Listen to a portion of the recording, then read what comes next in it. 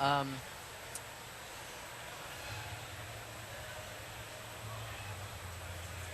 it's so hard to Right. second guess yourselves. You made some pretty good decisions over the years.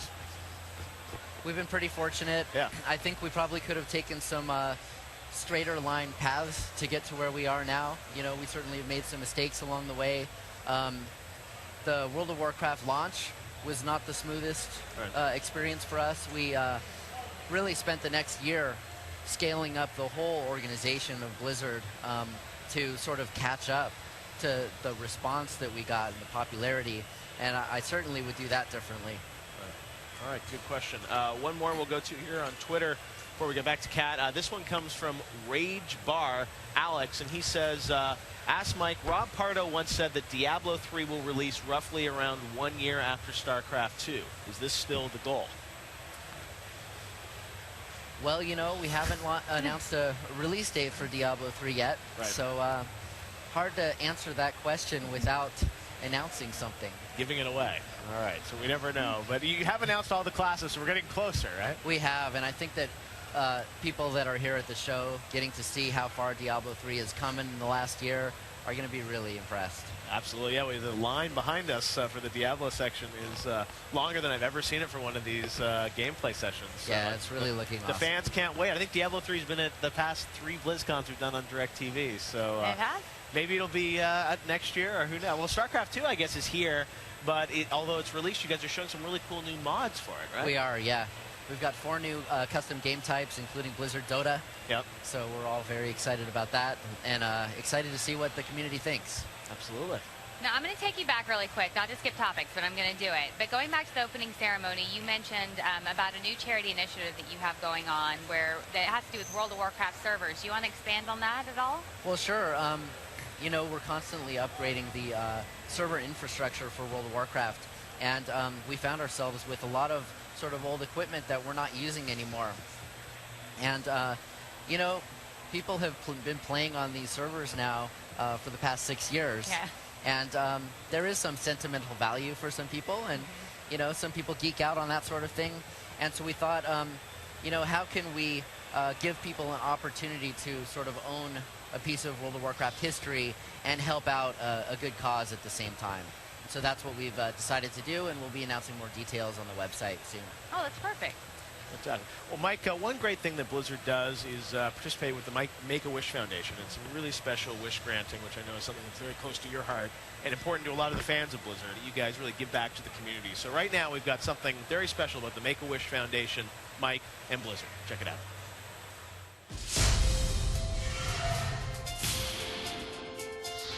We invited 15 children to basically spend the day with us. They hung out with developers, and we had a number of activities for them to enjoy on campus.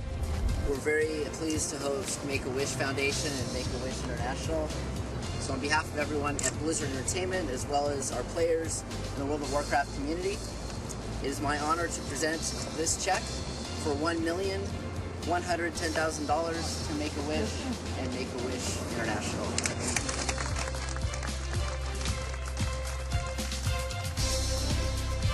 We spend a lot of time at Blizzard creating games, and we know that there are a lot of people out there that really enjoy our products, but that's a whole different experience than when you have kids who come to Blizzard who are very passionate about gaming, and you get to see how uplifted they get by interacting with the franchises we've created and what an impact it makes on individuals firsthand. It's a really rewarding time for the development team. Well, that's absolutely fantastic, Mike. Congratulations, and thank you for all you do for the community of Blizzard fans around the world. I'm sure that must be one of the best parts of BlizzCon. I know it's a ton of work to put this on, but we always see you hanging around after hours with the fans. I mean, is this a day you really look forward to, and the nighttime to really meet the fans and interact with them every year? We really enjoy the time at BlizzCon. Every single person has a story, of why they decided to come to BlizzCon. I was just talking to 2 individuals who drove cross-country from Oklahoma. Wow. They drove here, 24-hour trip. They're leaving on Sunday. They're here in California just to attend BlizzCon. Amazing. amazing. And they come from all around the world, it seems like. And sometimes the same people. I mean, it's so hard to get into BlizzCon, though. That's part of the thing that is great about this broadcast, is that we can really bring it to everyone around the world, because I know tickets sell out in, how many seconds was it this year?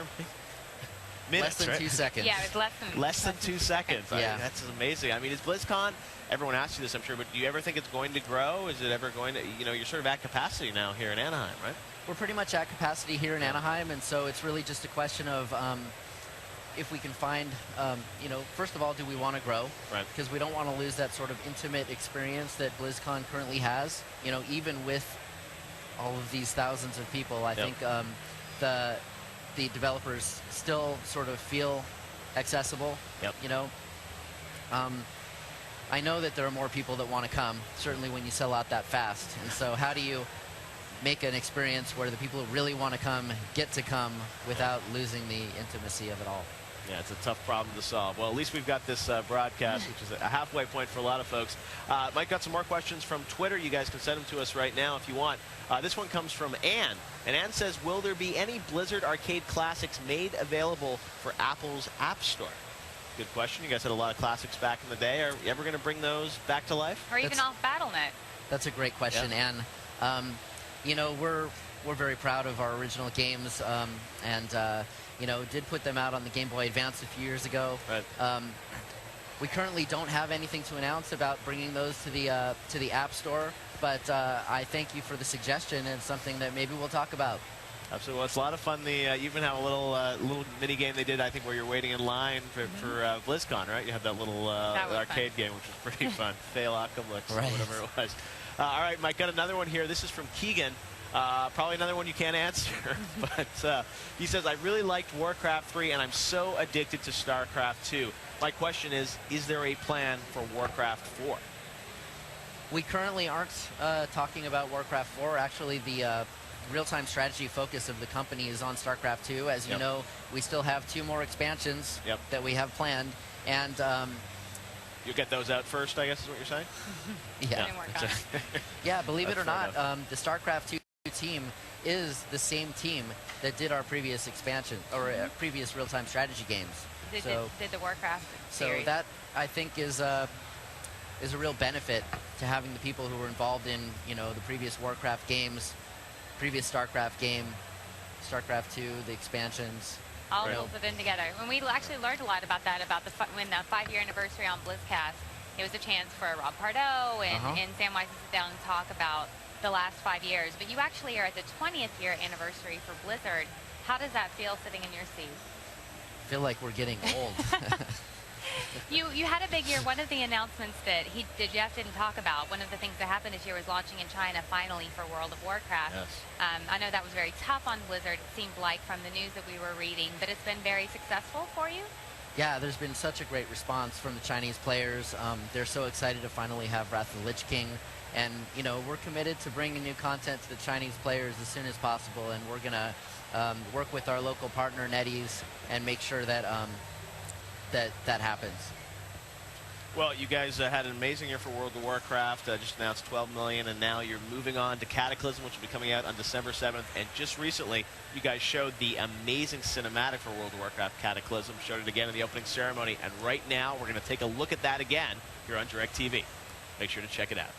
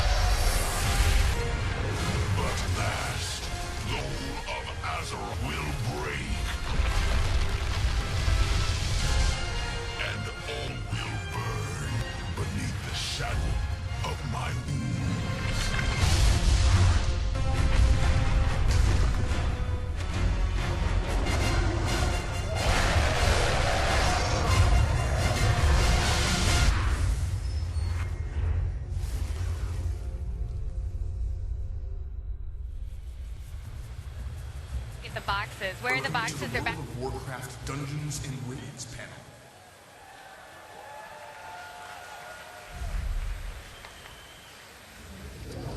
Hey guys, how's everyone doing? So my name's Corey Stockton, and I'm the lead content designer on World of Warcraft. And I'm Scott Mercer, the lead encounter designer. Welcome. So we're going to talk to you guys a little bit about what we're planning for the Dungeons and Raids coming up in Cataclysm. Is everyone hyped for Cataclysm? Just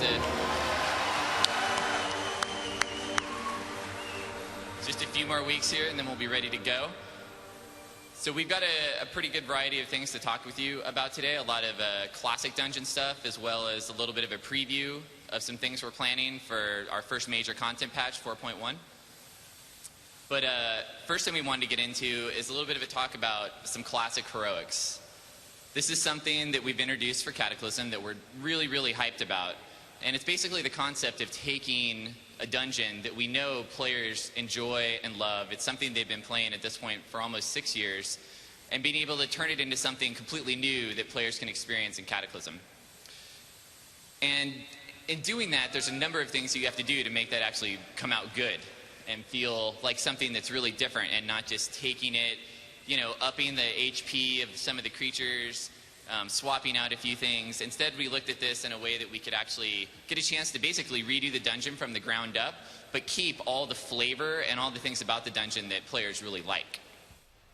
So the dungeons we did this with for Cataclysm are Deadmines and Shadowfang Keep, and I think those are two fan favorites.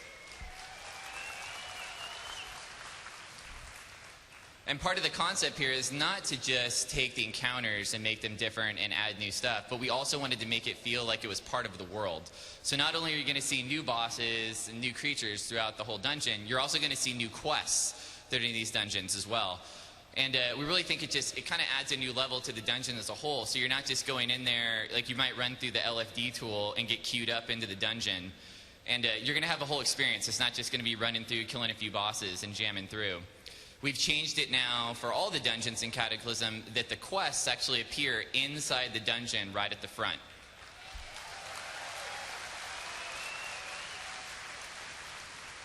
I imagine there's a lot of people here that remember doing the Nexus and showing up at the front door and realizing you had a giant quest chain to get done before you could go in.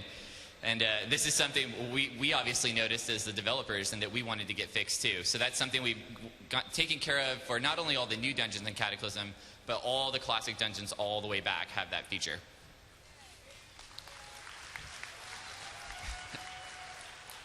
So, kind of speaking to the character of the dungeons, we really wanted to make these places feel like they were a part of the world. And the best way to do that is to involve them in the storyline.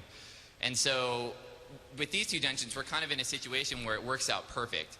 Because in Silverpine, Shadowfang Keep kind of fits that role just right. You worked your way through the zone, and it kind of works out well as the climax. Obviously, Deadmines works the same way.